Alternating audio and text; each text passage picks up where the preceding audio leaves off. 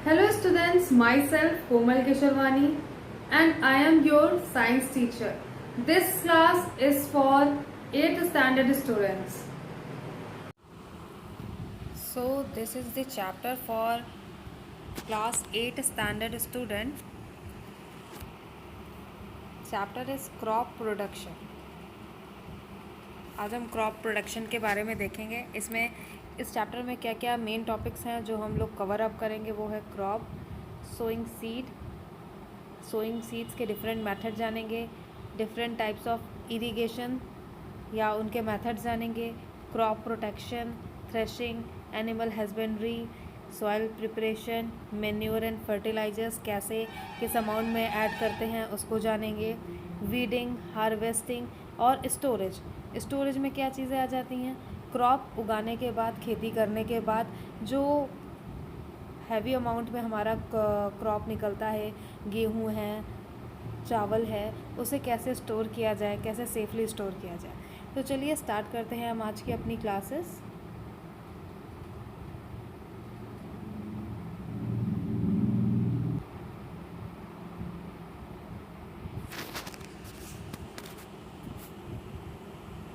एक जनरल सी बात को समझते हैं पहले। ऑर्गेनिज्म जो होते हैं ना, उनको अपना खाना खुद बनाना होता है। प्लांट्स की अगर बात करें तो प्लांट्स अपना खाना खुद बनाते हैं, और दूसरी बात करें तो ऑर्गेनिज्म जो होते हैं उनको अपना खाना खुद चाहिए होता है। प्लांट्स अपना खाना खुद बनाते हैं, खुद बना लेते हैं। प्लांट अपना खाना कैसे बना लेते हैं? प्लांट अपना खाना फोटोसिंथेसिस से के थ्रू बना लेते हैं। अब ये सब तो आपने क्लास 6 में पढ़ा होगा कि प्लांट अपना खाना फोटोसिंथेसिस के थ्रू बनाते हैं। फोटोसिंथेसिस कहाँ पे होती है? फोटोसिंथेसिस क्लोरोफिल में होती है। फोटोसिंथेसिस कहाँ पे होती है? फोटोसिंथेसिस क्लोरोफिल में होती है। तो ये हो गया प्लांट अपना खाना कैसे बनाते हैं। प्लांट अपना खाना फोटोसिंथेसिस के थ्रू बनाते हैं। और फोटोसिंथेसिस कहाँ होती है? फोटोसिंथेसिस लीफ में होती है। लीफ में क्लोरोफिल पिगमेंट होता है, उसमें फोटोसिंथेसिस होती है, जिसके द्वारा प्लांट अपना खाना खुद बना लेते हैं। और अगर एनिमल और ह्यूमंस की बात की जाए तो एनिमल्स और ह्यूमन अपना खाना कैसे बना लेते हैं? एनिमल और ह्यूमन अपना खाना कैसे बना लेते हैं? वो पेड़ों से लेते हैं। ये भी पढ़ा होगा आप लोगों ने। एनर्जी जो है वो हम लोगों को खाना खाने से मिलती है। खाना खाने से एनर्जी कैसे मिलती है? हम लोग खाना खाते हैं और काफ़ी सारे प्रोसेस हैं, जैसे कि डाइजेशन होता है, रेस्पिरेशन होता है, एक्सक्रीशन होता है। जो खाना हम खाते हैं वो डाइजेस्ट होता है। जो खाना हम खाते हैं उसका प्रोसीजर है, वो डाइजेस्ट होता है।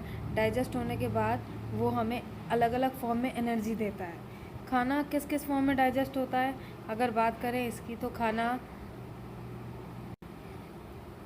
हमें खाने से क्या क्या मिलता है? हम ह्यूमंस जो खाना खाते हैं, जैसे कि दाल चावल, रोटी सब्ज़ी, फ्रूट, वेजिटेबल्स, उस खाने से हमें क्या क्या मिलता है? हमारी जो जनरल नीड है वो क्या क्या है? कार्बोहाइड्रेट। क्या क्या है हमारी general need? Carbohydrate, protein, vitamins, minerals, fat.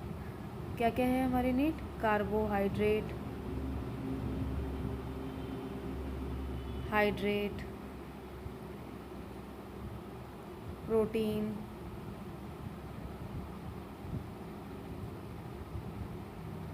Protein. हमारे खाने में क्या प्रेजेंट होता है? कार्बोहाइड्रेट प्रेजेंट होता है, प्रोटीन प्रेजेंट होता है, फैट प्रेजेंट होता है। फ़ैट किन चीज़ों में होता है? फ़ैट होता है ऑयल में, देसी घी में। विटामिन्स होता है। विटामिन्स किस में पाया जाता है? विटामिन्स पाया जाता है फ्रूट्स में। और मिनरल्स होते हैं। मिनरल्स किस में पाए जाते हैं? क्रॉप प्रोडक्शन क्या होता है, इसको एक एग्ज़ाम्पल से समझते हैं। एग्ज़ाम्पल ये है, मान लीजिए अगर हमें एक बहुत बड़ी पॉपुलेशन को रेगुलर खाना खिलाना है, अगर हमें एक बहुत बड़ी, काफ़ी बड़ी पॉपुलेशन को खाना खिलाना है, तो हम लोगों को रेगुलर उसे प्रोड्यूस करना पड़ेगा। क्या करना पड़ेगा? रेगुलर खाने को प्रोड्यूस करना पड़ेगा। रेगुलर खाना बनाना पड़ेगा, मतलब खेती करनी पड़ेगी, तभी इतनी बड़ी जो हमारी पॉपुलेशन है उसको खाना सही टाइम पे मिल पाएगा। मान लीजिए आप लोगों ने अपने गांव में एक जगह पे खेती की। मान लीजिए आपने एक जगह पे खेती की। खेती करने के बाद उसको पहचाना होता है वहाँ जहाँ से उसको ख़रीदा जा सके। फिर वहाँ से जिन जिन लोगों को उसकी ज़रूरत है उनको जाकर उसको बेचना होता है, उस जगह पे उस चीज़ों को पहुँचाना होता है। तो ये सारा जो सिस्टम है उसी को हम कहते हैं क्रॉप प्रोडक्शन। क्रॉप को उगाना, खेती करना, फिर मैनेजमेंट करना, मैनेज करना, स्टोर करने के बाद उसको डिस्ट्रीब्यूशन करना। डिस्ट्रीब्यूशन मतलब जहाँ जहाँ उसकी ज़रूरत है हम वहाँ वहाँ उसको अगर पहुँचा देते हैं टाइम से तो वो कहलाएगा डिस्ट्रीब्यूशन। तो यहाँ पे 3 चीज़ें हो गई, प्रोडक्शन, मैनेजमेंट एंड डिस्ट्रीब्यूशन। इस छोटे से एग्जाम्पल से आप लोग को समझ में आ गया होगा कि जब हम खेती करते हैं, खेती से हमारा जो सामान उगता है उसे हम स्टोरेज करते हैं। स्टोरेज करने के बाद उसको मार्केट ले जाकर उसको सेल करते हैं। सेल करने के बाद वो वहाँ पहुँच जाता है जहाँ जहाँ उसकी ज़रूरत है। जिन जिन लोगों को उस अनाज की ज़रूरत है वो वहाँ पहुँच जाता है। मतलब अगर खेती किसी भी हिस्से में इंडिया में हो रही है तो वहाँ से डिस्ट्रीब्यूशन होता है अलग अलग जगह पे। इसी प्रोसेस को हम कहते हैं distribution, production, management and distribution. तो आप सब यहाँ से समझ गए होंगे कि चैप्टर का जो नाम है क्रॉप प्रोडक्शन, क्रॉप को प्रोड्यूस करना, खेती करना। क्रॉप मैनेजमेंट यहाँ पे लिखा हुआ है। क्रॉप मैनेजमेंट यहाँ पे आप सब लोग देख सकते हैं लिखा हुआ है। क्रॉप मैनेजमेंट करना, उसको ले जाना वहाँ तक जहाँ उसकी ज़रूरत है, फिर उसको अलग अलग जगह पे डिस्ट्रीब्यूट कर देना इज़ अ प्रोसेस। तो यहाँ से समझ में आ गया होगा कि प्रोडक्शन, मैनेजमेंट और डिस्ट्रीब्यूशन कैसे कैसे होता है और क्या क्या होता है इसमें। तो चलिए अब आगे का पैराग्राफ देखते हैं, हम आगे क्या चीज़ें हैं इसके आगे देखते हैं। यहाँ पे आप देखेंगे, इस पैराग्राफ में आप देख रहे हैं यहाँ पे अर्ली मैन्स हैं जो एनिमल्स को किल करके अपने फूड के लिए इस्तेमाल करते थे, उनको खाया करते थे। यहाँ पे आप सब लोग देख सकते हैं, यहाँ पे दिया है in Asian time people use to live in a group and they wander from one place to another place in search of food. लोग आज से 10,000 साल पहले लोग एक जगह से दूसरी जगह ट्रैवल करते थे, आते जाते थे, किसके लिए? खाने की तलाश में और शेल्टर की तलाश में। एक जगह से दूसरी जगह तक आते जाते थे, एक जगह से दूसरी जगह खाने और शेल्टर की तलाश में वो आया करते थे। फिर उन्होंने धीरे धीरे हंटिंग करना शुरू किया। हंटिंग करते थे, धीरे धीरे वो start hunting animal for food.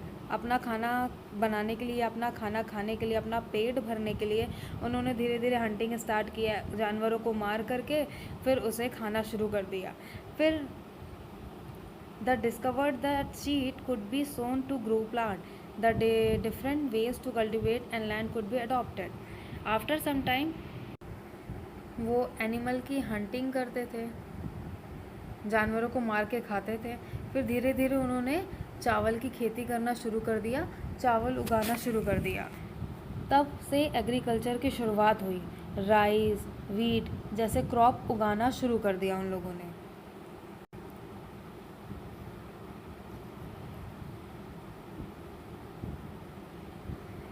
Agriculture means field and culture means cultivation. Agriculture मतलब क्या होता है स्टूडेंट्स? एग्रीकल्चर मतलब होता है फील्ड, खेती। जहाँ जिस खेत में हम खेती करते हैं वो बहुत बड़ी फील्ड में होती है, तो उसे हम कहेंगे एग्रीकल्चर फील्ड, जहाँ पे कल्टीवेशन किया जाता है। एग्रीकल्चर कब शुरू हुआ? आज से 10,000 साल पहले humans to settle down at one place. Agriculture शुरू किया और एक ही जगह पे सेटल्ड होने लग गए। फिर उसके बाद the branch of science,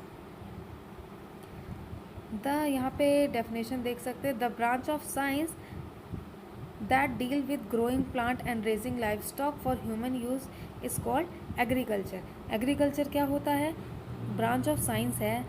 agriculture वो होता है जहाँ पे प्लांट को ग्रोथ किया जाता है, स्टोरेज किया जाता है। क्यों किया जाता है? ताकि वो ह्यूमन के यूज़ में आ सके, वो एग्रीकल्चर कहलाता है। अब आगे देखते हैं इसके। आप सबको पता है स्टूडेंट्स कि हमारा जो इंडिया है यहाँ पे बहुत पॉपुलेशन पाई जाती है। तो in order to provide food for a large population, regular production, proper management and distribution of food, इस लाइन को आप लोग देख रहे होंगे। इसको अभी हमने समझा था एग्जाम्पल के थ्रू थोड़ी देर पहले। यहाँ से in order to provide food for a large population, regular production, proper management and distribution of food is necessary। तो ये तीनों चीज़ें बहुत नेसेसरी हैं। रेगुलर खेती करना, खेती करने के बाद उसका मैनेजमेंट करना, मैनेजमेंट करने के बाद जहाँ जहाँ उसकी ज़रूरत है उसको वहाँ वहाँ डिस्ट्रीब्यूट कर देना। तो this is the process of agriculture. इसे करना ज़रूरी होता है जिससे जहाँ जहाँ हमारे फूड की ज़रूरत है, जहाँ जहाँ गेहूँ की ज़रूरत है पूरे भारत में, वहाँ वहाँ उसको पहुँचाया जा सके। अब यहाँ पे आप लोग देख सकते हैं, यहाँ पे दिया हुआ है green revolution. Green revolution has increases the production of food grains several folds because of tremendous advancement in agriculture practices. For example, introduce of various varieties of seeds, use of fertilizers, pesticides and labor saving devices।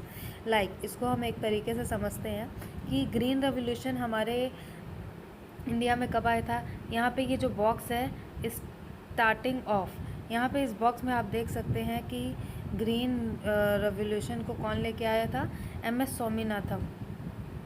कौन? M S. Swaminathan. The credit for the green revolution in India goes to the effort of professor M S. Swaminathan.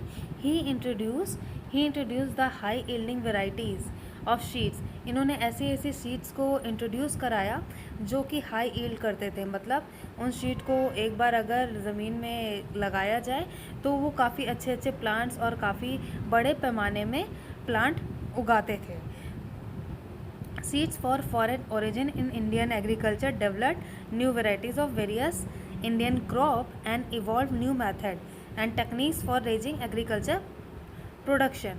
इन्होंने ऐसी techniques दी, ऐसी ऐसी चीज़ें दी जिससे हमारे जो खेती है, खेती का जो प्रोडक्शन है, जिससे ज़्यादा से ज़्यादा जो हमने किसी भी बीज को लगाया है, किसी भी जगह पे खेती की है, तो हमें ज़्यादा से ज़्यादा उसका रिज़ल्ट मिल सके, हमें ज़्यादा से ज़्यादा बड़े पैमाने पे हमें खेती का रिज़ल्ट मिल सके, अनाज मिल सके। इसलिए इन्होंने एम.एस. स्वामीनाथन ने ये सारी चीज़ें हमारे खेती में इंट्रोड्यूस कराई थी। वो क्या क्या है इसको नीचे से समझते हैं। तो इस पैरा में वापस से आते हैं। ग्रीन रेवोल्यूशन आप लोग ने समझ लिया। ग्रीन रेवोल्यूशन कौन लेके आया था? Green revolution MS. स्वामीनाथन के थ्रू आया था। उन्होंने क्या किया था? बिकॉज ऑफ ट्रेमेंडस उन्होंने इंट्रोड्यूस कराई थी new varieties of seed introduce कराई थी। क्या क्या इंट्रोड्यूस कराया था? New variety of seed introduce कराया था। हमारे भारत में या हमारे खेती में हमारे किसानों को नई नई तरह की सीड दी गई थी, फर्टिलाइजर्स दिए गए थे, पेस्टिसाइड्स दिए गए थे और लेबर सर्विंग डिवाइसेस दिए गए थे। लेबर सर्विंग डिवाइसेस में वो सारी मशीनें आ जाएंगी जिससे खेती करना और आसान हो जाता है। वो सारे लेबर सर्विंग डिवाइसेस में वो सारी मशीनें आ जाएंगी। पेस्टिसाइड्स वो दवा आ जाएंगी जो खेतों में छिड़काव की तरह इस्तेमाल किया जाता है। खेतों में छिड़क दो जिसके कारण पेस्ट जो होते हैं जो हमारे फसल को बर्बाद करते हैं उसकी ग्रोथ ज़्यादा ना हो सके, इसलिए पेस्टिसाइड का इस्तेमाल किया जाता है। तो यहाँ से इतना तो आप समझ गए होंगे पेस्टिसाइड्स का कहाँ इस्तेमाल किया जाता है। उसके बाद हम आते हैं नेक्स्ट टॉपिक में जो कि है क्रॉप। क्रॉप क्या होता है? When plant of the same kind are grown and cultivated at one place on a large scale. When plant of same kind, एक तरह के प्लांट को किसी एक जगह पे कल्टिवेट किया जाए, अगर बड़े पैमाने पे कल्टिवेट किया जाए तो उसे क्या कहते हैं? उसे क्रॉप कहते हैं। क्या कहते हैं स्टूडेंट्स? उसे क्रॉप कहते हैं। इस डेफिनेशन को नोट कर लीजिए, इंपॉर्टेंट है ये। When plant of same kind grown and cultivated at one place on a large scale it is called crop. और ये कितने तरह के होते हैं? They are mainly of 4 type. Crop कितने तरह के होते हैं? क्रॉप मेनली 4 तरीके के होते हैं, तो इसको देख लेते हैं आगे नेक्स्ट पेज में। तो जैसा कि आप सब जानते हैं, अलग अलग वैरायटी की क्रॉप देश के अलग अलग कोने में उगती है। तो सबसे पहले हम बात करेंगे फूड क्रॉप के बारे में। फूड क्रॉप क्या होती है? It is grown for the production of food, जो फूड के प्रोडक्शन के लिए ग्रोथ की जाए, जैसे कि पल्सेस हो गई, ऑयल शीट्स हो गए, शुगर, सीरियल क्रॉप्स हो गए, ये सारे किसके अंदर आते हैं? ये सभी किसके अंदर आते हैं? ये सभी फूड क्रॉप के अंदर आ जाते हैं। फिर उसके बाद हम नेक्स्ट देखते हैं। नेक्स्ट हमारा आ गया कैश क्रॉप। कैश क्रॉप क्या होती है? It is grown for commercial purpose, example jute, sugarcane, cotton, rubber. जो क्रॉप कमर्शियल पर्पस के लिए ग्रो की जाती है उसे हम कैश क्रॉप कहते हैं। फिर नीचे एग्जाम्पल आता है, इसमें क्या क्या आ जाता है? शुगर केन आ जाता है, कॉटन आ जाता है, रबर का प्लांट आ जाता है। उसके बाद हम आगे बढ़ें तो आगे है प्लांटेशन क्रॉप। प्लांटेशन क्रॉप कौन कौन से होते हैं? प्लांटेशन क्रॉप में देख लेते हैं कौन कौन सी चीज़ें आती हैं। Rubber, tea, coffee, spices. Spices मतलब मसाले are grown on a plantation. Plantation में कौन कौन सी चीज़ें ग्रो होती हैं? रबर, टी, स्पाइसेस एंड मसाले, ये सारी चीज़ें प्लांटेशन में ग्रोथ करती है। Sorry, so these cash crops are often called plantation crop. जो सारी हमने यहाँ पे कैश क्रॉप पढ़ी, उन सबको हम प्लांटेशन क्रॉप भी कहते हैं। तो यहाँ से आप सब समझ गए कि प्लांटेशन क्रॉप क्या होती है। जो कैश क्रॉप हमने पढ़ी उसे हम प्लांटेशन क्रॉप भी कहते हैं। इसके बाद हम देखेंगे 2 चीज़ें यहाँ पे। तो यहाँ से आप लोगों को समझ में आ गया होगा कि हमारी जो क्रॉप है वो 3 तरीके की होती हैं। कौन कौन सी 3 तरीके की क्रॉप्स होती हैं हमारी? वो है फूड क्रॉप्स। फूड क्रॉप्स में कौन क्या क्या चीज़ें आ जाती हैं? Oil seed, sugar, cereal crops आ जाती हैं। फिर उसके बाद कैश क्रॉप होती है। कैश क्रॉप में क्या क्या आ जाता है? शुगर केन आ जाता है, कॉटन आ जाता है, रबड़ आ जाता है, जूट आ जाता है।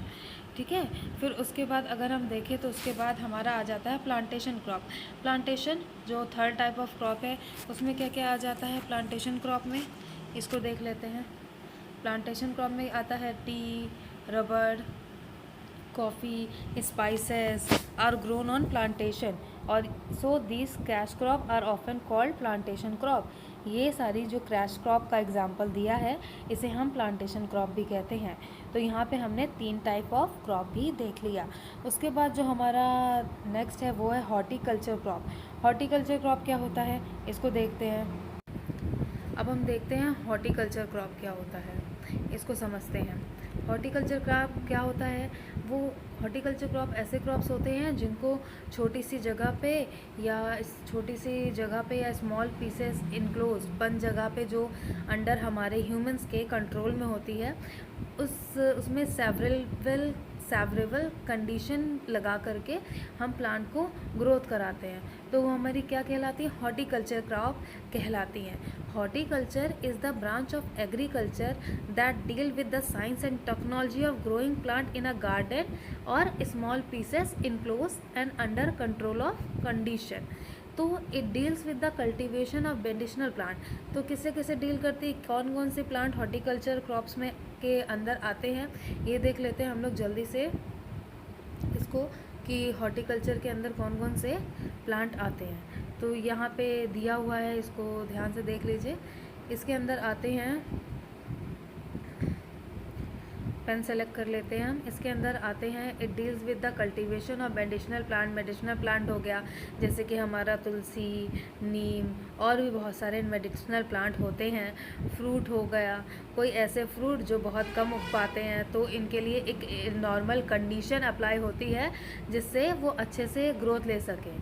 एक नॉर्मल कंडीशन का यहाँ पे मतलब है कि एक तरह का टेम्परेचर दिया जाता है उनको, एक तरह की कंडीशन प्रोवाइड की जाती है जिससे वो अच्छी सी ग्रोथ ले सकें। उसके बाद आती है नट्स में जैसे हो गया, आप नट्स में ड्राई फ्रूट्स ले सकते हैं, काजू हो गया, कैशू नट्स हो गया, हर्ब्स स्प्राउट और मशरूम।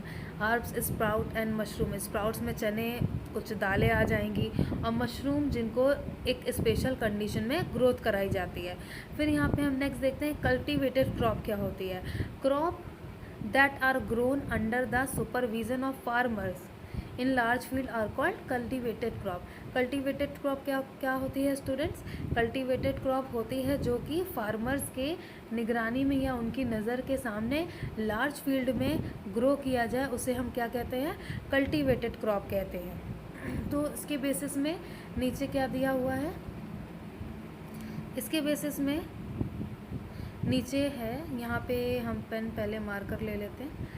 इसके बेसिस में यहाँ पे देखें तो crop can also be classified on the basis of season.